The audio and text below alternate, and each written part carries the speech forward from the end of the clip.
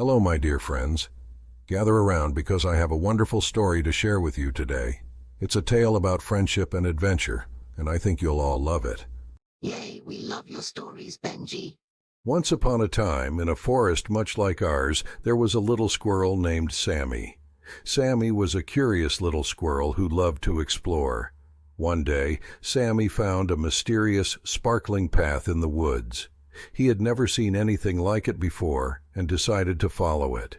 Oh, I bet Sammy found something amazing. Indeed he did.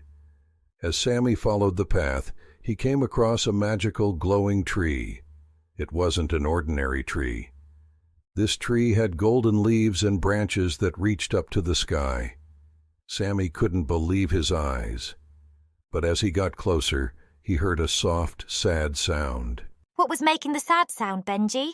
It was a tiny bird named Bella. Bella had hurt her wing and couldn't fly back to her nest.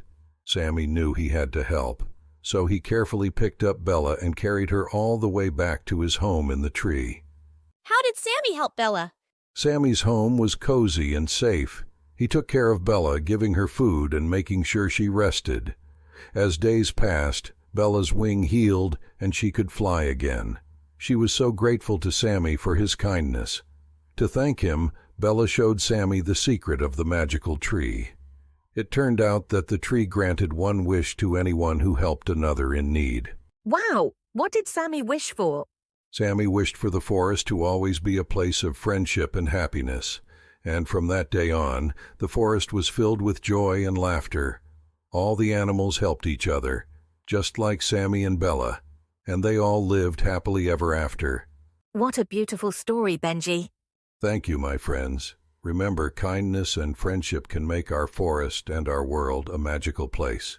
Now, let's all